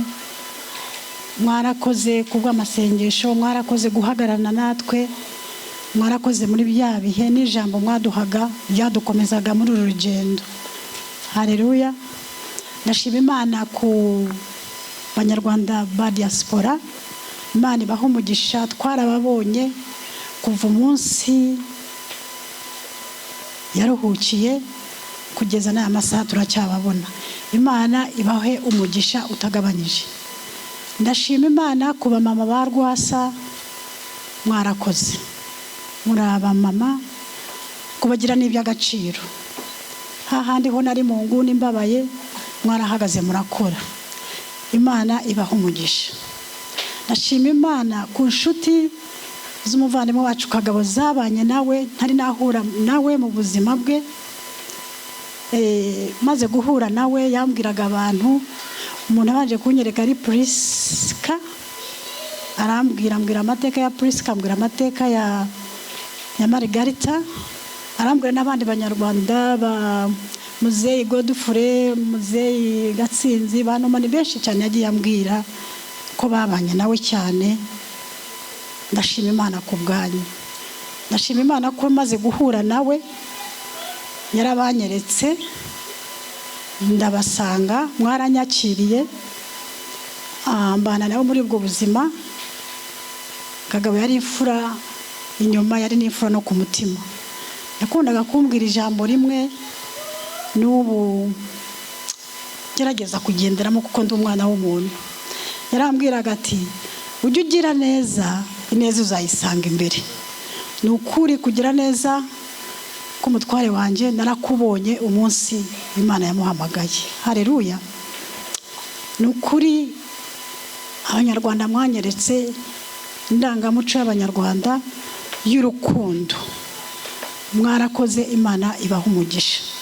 Kandi runo rukundo mureke turukomezane. Ijambo ry'Imana riravuga ngo Imana ni urukundo. Bw'Imana ari urukundo, rero mureke twereke urukundo kuko Imana inyura mu rukundo. Haleluya. Ni ukuri yari umutware mwiza. Yari afite urukundo, yari afite kwihangana, yangiraga inama aho abashakanye murabizi arahugira ukagira, ariko yarambwiraga ngo ca bugufi. Akancira umugani mu Kinyarwanda ngo uwitonze akabishashi. Sinzi ko mu cyomba ishashi n'inka ikibyara uburiza, ntabwo burya iba yemera ko umuntu ayifata ku ibere akama amata. Ariko yarambwiraga ati witonze akabishashi kuko biterana imigeri, ariko iciye bugufi ushika ku cyo ushaka. Haleluya. Ni ukuri ndabashima, nabashima bivuye ku mutima. Nanjye ndabasezeranyije aho muzaba munkeneye nzahababera. Nimubona byananiye muzamenye ko nambaye umubiri ndi umwana w'umuntu. Uko mwambaye nanjye nuko mu mwaje ndabibashimiye bivuye ku mutima. Ni ukuri Imana ibaha umugisha. Nkongera nkashima Imana ku bantu bavuye hanze y'igihugu cya Sweden. Ndashima famille ya Kayitare yavuye mu Bubiligi. Ni ukuri Imana ibampera umugisha. Kayitare, haguruka abantu bakurebe n'umuryango wawe na madamu.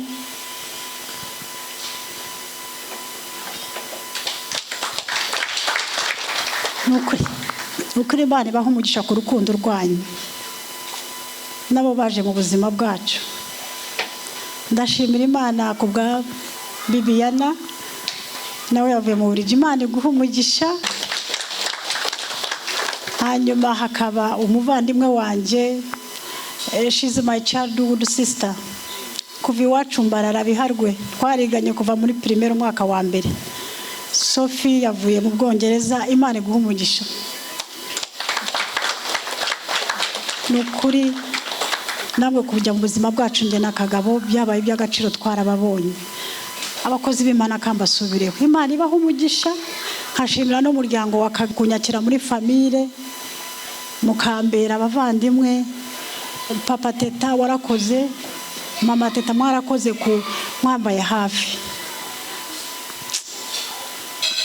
Ndashima na Sylvia n'umugabo we arahari. May God bless you ure. Mwese nta kumfite ukuntu mwese nabarangiza mukundana. Imana ibagirire neza, ibateteshe. Imana ibaha umugisha. Murakoze cyane.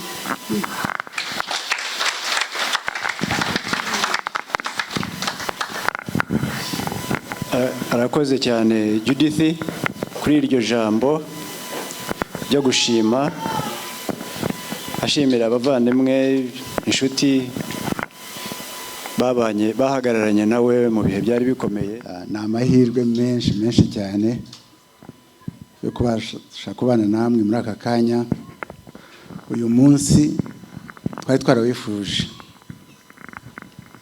bigenda bitubera ingorane, murabizi ntabwo biba byoroshye gufata gahunda akenshi ku bantu benshi baba batari hamwe, ariko twagize amahirwe uyu munsi kuba uyu munsi Imana yatubashije kubana namwe.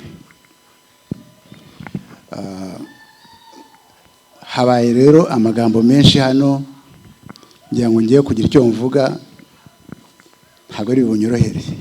Bavuze Kagabo, ndumva nawe busubiremo, bamuvuze byinshi, ariko ngewe iyo nitegereje Kagabo twabanye mu gihe cy'imyaka mitoya, ya myaka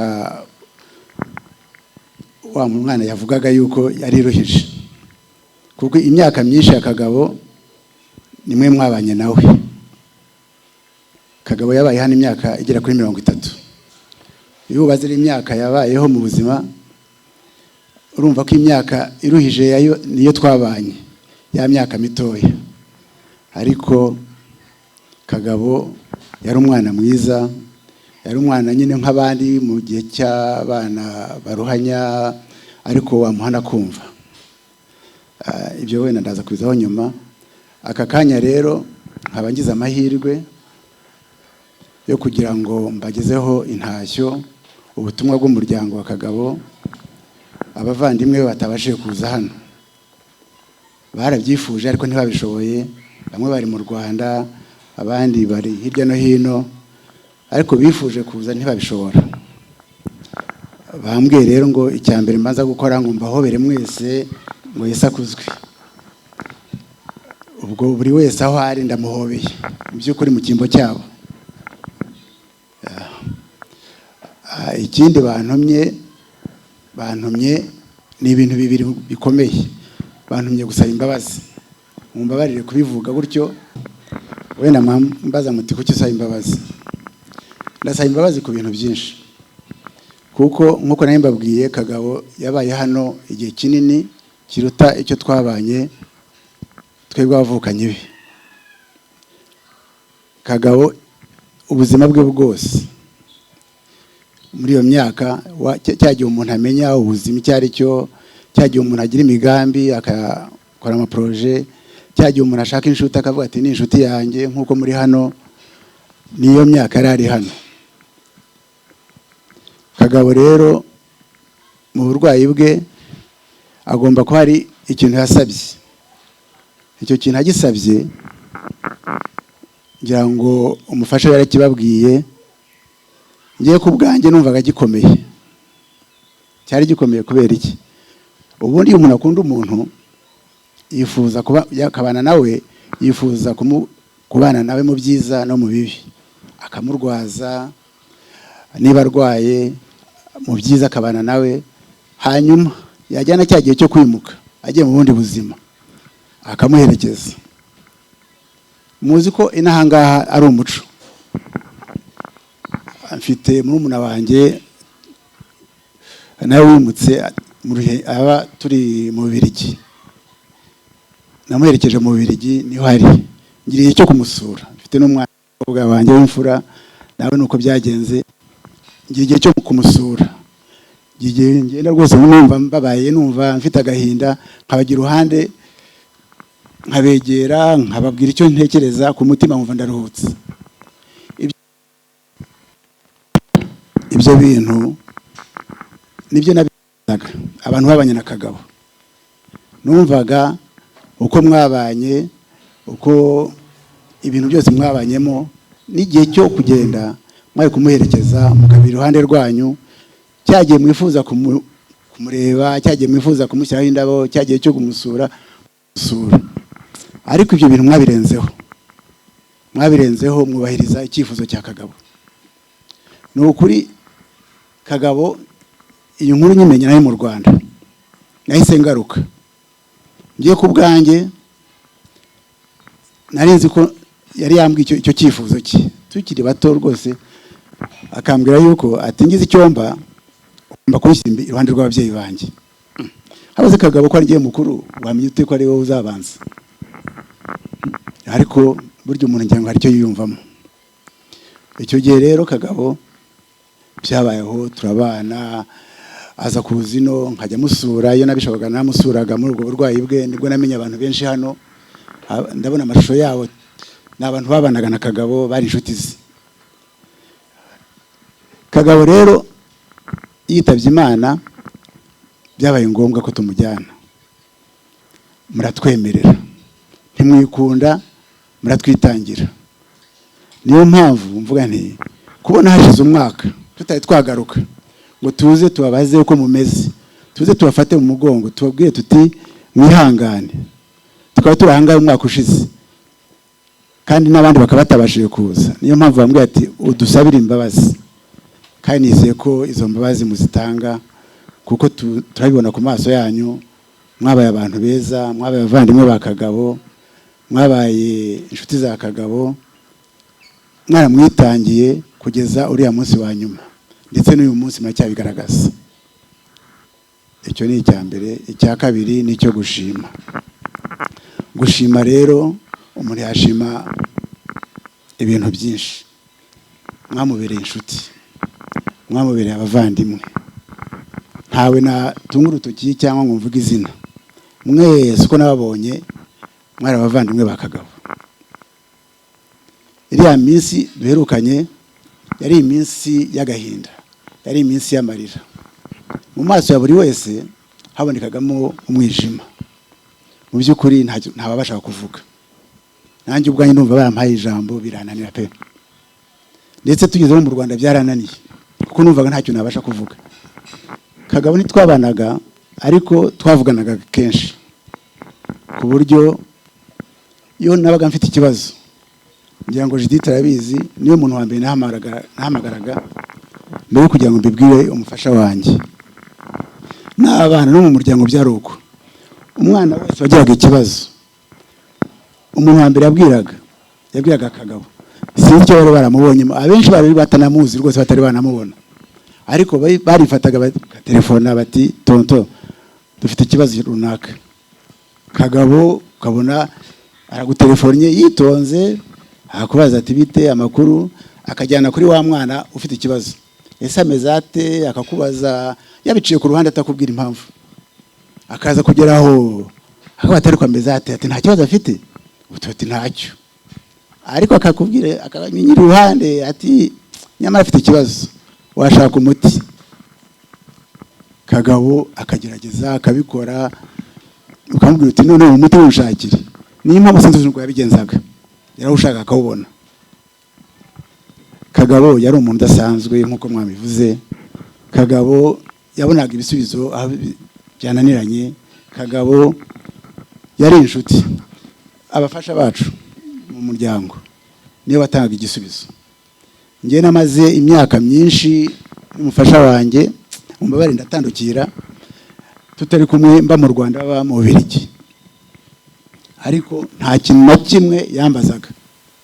Ikibazo cyose cyabagaho yakibazaga Kagabo. Kagabo agafata imodoka akava hano akajya mu Bubiligi, akajya kurangiza ikibazo. Ngewe nibere mu Rwanda, hazashira nk'amezi nk'abiri hatari kubita byawe ko udatangiza ibibazo by'iwawe mu rugo.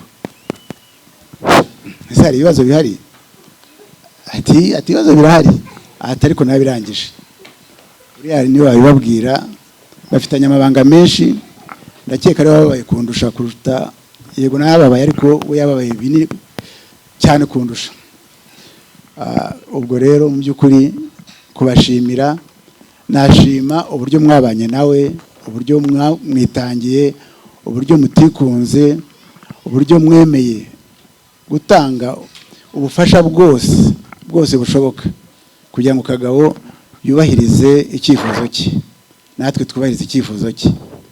Mwabikoze mu buryo bwacu, ku ruhande rwacu, mubikora ku ruhande rwanyu, mubikora no ku ruhande rw'umufasha we n'abana be. Barabyishimiye kuko bashoje icyifuzo cya Kagabo. Urumva ni ibintu bikomeye byo gushimwa.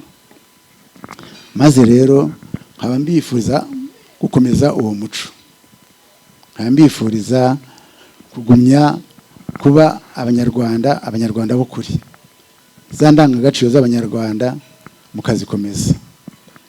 Kandi natwe ndabizeza ko umuryango wa Kagabo utazibagirwa na rimwe ibyo mwawukoreye.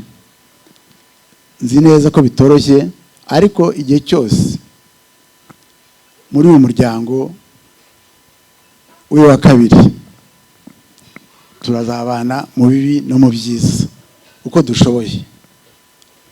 Ndizera ko wenda hari biba biruhije, ariko muri ibyo biruhije tuzagerageza.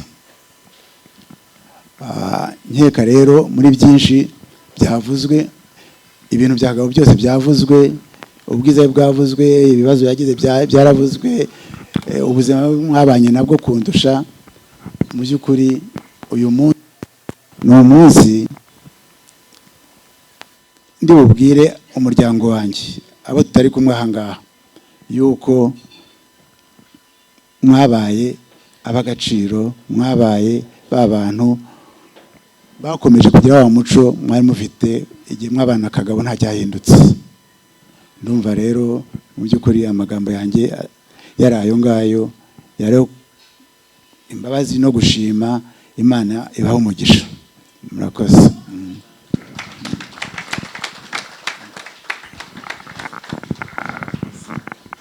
Arakoze cyane umukuru w'umuryango.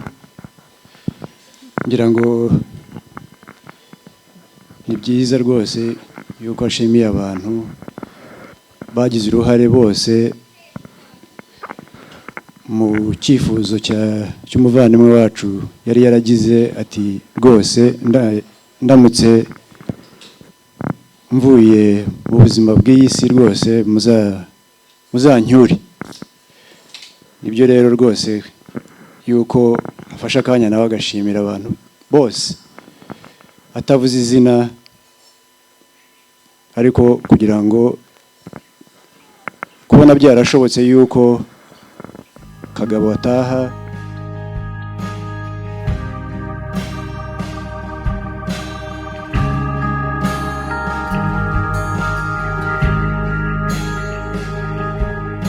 Quand je regarde dans tes yeux, plus aucun doute que tu es Dieu. Je sais à quel point tu m'aimes. Tu prends le temps de m'écouter. Tu es toujours là pour m'aider. Je sais à quel point tu m'aimes. La solitude veut me hanter, mais toi tu restes à mes côtés. C'est vrai, à quel point tu m'aimes. Je veux dire merci pour ton amour. Le redire merci pour ton amour. Oh, je suis libre à cause de ton amour.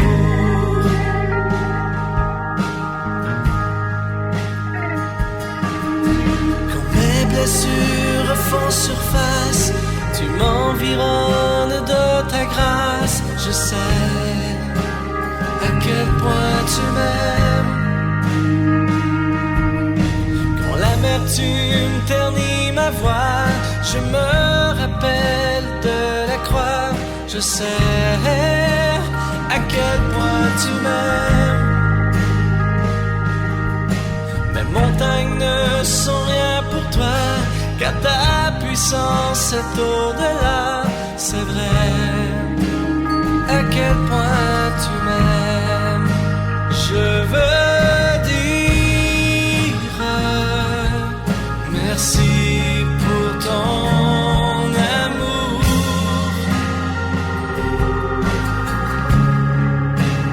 Le redire merci pour ton amour.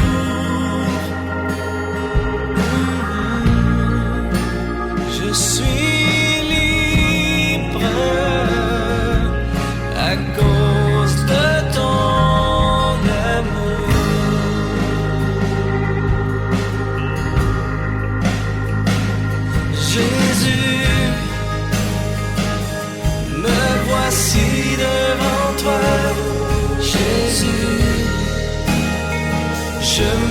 prosterne à la croix. Jésus, j'ai tellement besoin de toi. Continuer le chemin de la vie. Jésus, me voici devant toi. Jésus, je me prosterne à la croix. turashima Imana ku rw'iki gikorwa niko kugira ngo nshimire abantu bashoboye kuza kwifatanya natwe kwibuka umuvandimwe wacu. Ni ukuri ndashima abantu bose bavuye mu mpande zitandukanye mu gihugu cya Sweden n'abavuye hanze ya Sweden. Mwakoze kuza, igikorwa cyagiye neza, mwakoze guhagarana natwe. Imana ibaho umugisha cyane. Ni ukuri turabashimira tubivanye ku mutima, dukomezane umuco w'Abanyarwanda w'urukundo, dukomeze gushyigikirana, kuko nk'uko Abanyarwanda bavuga ngo ugira neza ukayisanga imbere. Dukomeze tubonye umuvandimwe wacu watuvuyemo ukuntu yagize neza, ariko none neza ikabimusanze imbere. Ni ukuri turashima Imana kubw'uyu munsi, turashima Imana ko twashoboye kwibuka umuvandimwe wacu Kagabo Nepomuscène, yari umupapa, yari umugabo. Turabishimira Imana. Murakoze cyane kuri uyu munsi. Amen. Mfashe uyu mwanya ngushimira abantu bose baje kwifatanya natwe kwizihiza umwaka ndetse urenga umuvandimwe, umubyeyi, inshuti Kagabo Jean de Pomuscène atuvuyemo. Kuri uyu munsi ntago twakongera kwibagirwa gushimira Abanyarwanda, inshuti z'Abanyarwanda baba hano muri Swede, abatubaye hafi mu Rwanda ubwo twashyinguraga umwaka ushize, abaje kwifatanya natwe bavuye mu bihugu bitandukanye uyu munsi. Turabashimiye. Turashimira Imana yabanye natwe muri ibi bihe. Turashimira by'umwihariko Mama Judith wongeye kuduhamagara.